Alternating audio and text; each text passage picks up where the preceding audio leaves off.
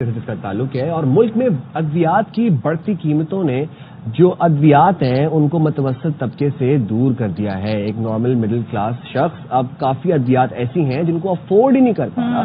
ملک میں دواؤں کی بڑھتی قیمتوں اور کمی پر قابو پانے کے لیے اب وزیر اعظم شہباز شریف کی ہدایت پر ڈریپ کی جانب سے ڈی ریگولیشن پالیسی کے تحت مؤثر اقدامات اٹھائے جا رہے ہیں اور عالمی سطح پر لاگت میں اضافے کے باوجود ڈی ریگولیشن پالیسی نے ملک میں ادویات کی مسلسل فراہمی کو ممکن بنایا ہے.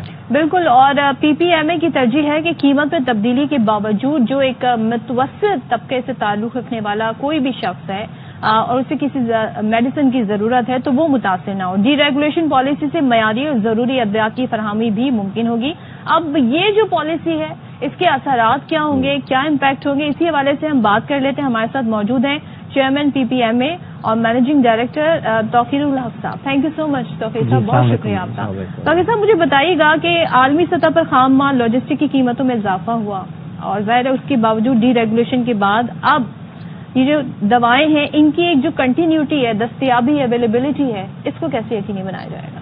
دیکھیں, آپ کو یاد ہوگا کہ جب یہ کووڈ آیا ہے اس کے بعد کنٹینرز کی پرائسز بڑھ گئی اور پھر اس کووڈ کے بعد جو ڈی ویلیویشن ہوئی ہے پاکستانی کرنسی کی اور ڈالر ریٹ جو 180 سے 300 کے قریب پہنچا اور پھر اس کے ساتھ ساتھ انفلیشن جو کہ اٹ ریچ ٹو 35% ایون, تو اس کے بعد جو ہمارا جو را مٹیریل ہے وہ 90% جو ہے وہ ہم امپورٹ کرتے ہیں. تو بہت بڑا ایک کرائسس آ گیا تھا اور چونکہ prices were control by the government, تو ہونا یہ شروع ہوا کہ اس ایکیوٹ انفلیشن سے اور ڈی ویلیویشن سے جو بہت ساری امپورٹنٹ جان بچانے والی ادویات وہ مارکیٹ سے شارٹ ہونا شروع ہو گئی. اس میں کینسر کی میڈیسنز ہیں, ٹی بی کی ہیں, آپ کے کارڈیولوجی کی پروڈکٹس ہیں, ہارٹ اور انسولین جو ہے وہ نہیں مل رہی تھی. تو اس کے بعد جب یہ جو ہے پوری ہمارا جو ہیلتھ سیکٹر ہے it was leading towards a big crisis اور ایون جو پیناڈول ہے وہ شارٹ ہو گئی تھی مارکیٹ سے.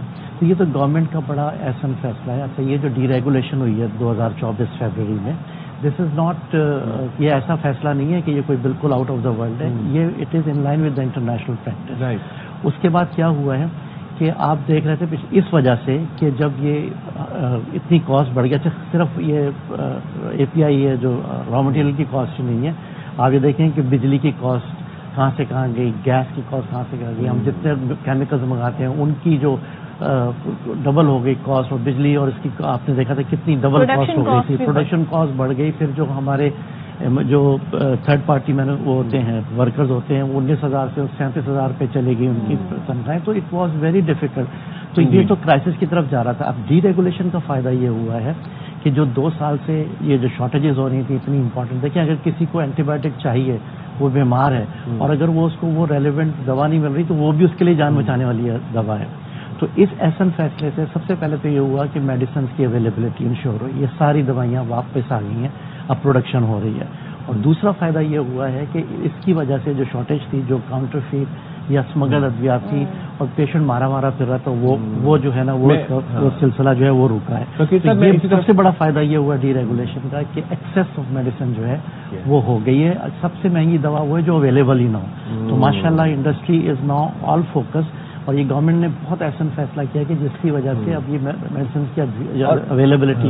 میں اسی طرف آنا چاہ رہا تھا اسی پوائنٹ کی طرف کہ ڈی ریگولائزیشن کے بعد جو ادویات کی قلت ہے, اسکارسٹی ہے, اور اس کے بعد جو مقامی مینوفیکچرنگ کی جو پروموشن ہے اس کی حوصلہ افزائی, ڈی ریگولیشن نے کس حد تک اس میں کردار ادا کیا ہے, وہ آپ نے یو سیٹ کہ آپ نے 2 پوائنٹس بتائے ہیں بہت اہم تھے. متوسط طبقے کا جو شخص ہے اس کے لیے افورڈیبل ہے پرائس, دیکھیں یہ ہمیں جاننا ہے. اب آپ یہ دیکھیے نا کہ ڈی ریگولیشن اگر وہ دوا اویلیبل ہی نہیں ہو رہی تھی تو سب سے بڑا ایشو. دیکھیں اس ڈی ریگولیشن کے بعد اوور آل جو پرائس انکریز آیا ہے وہ آیا ہے 15% کے قریب.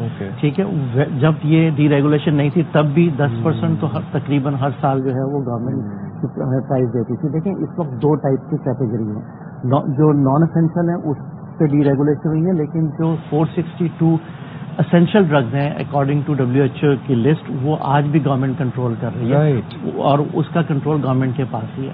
تو اب دیکھیں حقیقت کا بھی سامنا کرنا ہے کہ جب ہر چیز کی قیمت بڑھی ہے پچھلے 2-3 سالوں میں, تو ادویات کی قیمت بھی ہم بھی اسی پلانٹ پہ بیٹھے ہوئے نا جو ہم بھی یہی ساری چیزیں فیس کر رہے ہیں. تو یہ تو نہیں ہو سکتا کہ آپ کی انفلیشن کہیں سے کہیں چلی جائے, آپ کا ڈالر, آپ کا روپیہ ڈیپریشیٹ ہو جائے اور دوا کی قیمت نہ بڑھے. لیکن یہ جو خطرہ ہو گیا تھا نا کہ اگر یہ پریکٹیکلی اس چیز کو نہ دیکھا جاتا تو اس وقت ہم بہت زیادہ ہیلتھ کرائسس کی طرف چلے جاتے. اور جہاں تک متوسط طبقے کی آپ بات کر رہی ہیں تو ہم جو ہے گورنمنٹ کو چاہیے کہ وہ اپنی جو اسپینڈنگ ہے ہیلتھ کی وہ بڑھائے, اور وہ کیونکہ ہم ایز اے انڈسٹری ہم بالکل جیسے کہتے ہیں نا ایون کاسٹ پرائز پہ جو ہے ہم ٹینڈر میں پارٹیسپیٹ کرتے ہیں. اگر وفاق سے بات کریں تو وہ کہتے ہیں صوبوں کی ذمہ داری ہے, ہیلتھ ڈپارٹمنٹ صوبوں کی ذمہ داری ہے, ہر صوبے کو ہیلتھ کا وہ ملتا ہے نا بجٹ. تو جب ہم پارٹیسپیٹ کرتے ہیں ٹینڈر میں اور ہم جو ہے بالکل آلموسٹ کاسٹ پرائز پہ آفر کرتے ہیں, تو گورنمنٹ جتنا زیادہ اس میں اسپینڈ کرے گی تو میڈیسن ظاہر غریبوں کے لیے تو وہ تو ہم اس کے تھرو جو ہے وہ اویلیبل ہوتی ہیں. تو صاحب آپ کو کیا لگتا ہے کہ وقتاً فوقتاً ابھی جو پرائس میں ایڈجسٹمنٹ ہے یہ واقعی کمپنیوں کو معیاری اور بر وقت ادویات سپلائی کرنے میں معاون ثابت ہوتی ہے؟ بالکل صحیح ہے جی. دیکھیں اب جیسے یہ ڈی ریگولیشن ہو گئی ہے تو یہ نہیں, اس کا مطلب یہ نہیں ہے کہ ہر وقت انڈسٹری قیمت بڑھائے گی, کیونکہ we are also competing, competition ہے.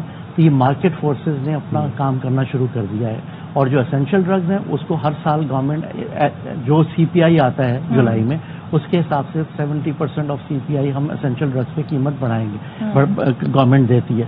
تو according to the situation, according to the inflation, جو اکنامک کنڈیشن ہے, اگر پیریوڈیکلی میرٹ پہ پرائسز جو ہیں وہ بڑھتی چلی ایڈجسٹ ہوں گی تو اس کا سب سے بڑا فائدہ جو ہوگا وہ سسٹینیبلٹی ہوگی آف میڈیسن. اور ڈی ریگولیشن کا ایک دوسرے سب سے بڑا فائدہ یہ ہوا ہے کہ جیسے یہ ہوا ہے انڈسٹری جو ملٹی نیشنل کمپنیز تھی وہ ملک چھوڑ کے جا رہی تھی. ایک زمانے میں 40 ہوتی تھی, اب صرف 3-4 رہی تھی. ان کا جانا رکے گا because they bring research and new treatment option. اور اس کے ساتھ ساتھ ہماری export after this deregulation 52% ہماری ایکسپورٹ بڑھی ہے, کیونکہ اب جو ہے نا انڈسٹری جو ہے وہ ایکسپینڈ کر رہی ہے اپنی ایکسپورٹ کے لیے.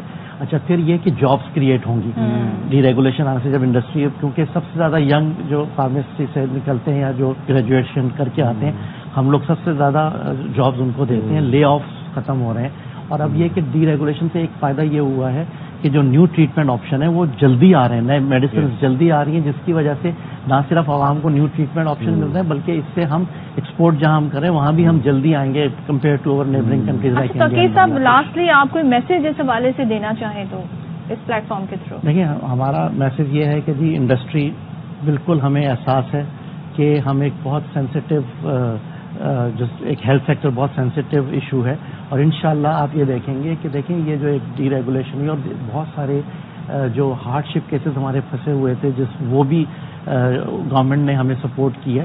تو جب یہ ذرا سا ضرور آیا ہے کہ قیمتیں بڑھی ہیں, لیکن یہ میرا میسج ہے کہ اگلے 1 سے 2 کوارٹر کے بعد یہ پرائسز جو ہے نا سسٹین ہو جائیں گے, اور انشاءاللہ we will work hard as a industry to make quality medicines available. اور ابھی جو ہمارے پرائم منسٹر نے بھی اور جو ہمارے مصطفیٰ کمال صاحب نے, ان کا یہ آبجیکٹو ہے کہ ہم جو ہے وہ ڈیجیٹلائزیشن لے کے آئیں, ہم جو ہے وہ جعلی ادویات کی روک تھام کریں. اس کے لیے جو ہے جو مصطفیٰ کمال صاحب ہیں انہوں نے نیا شروع کیا ہے کہ ہم اس میں QR کوڈ ہو, اس پہ بھی ہم ان کے ساتھ ہیں.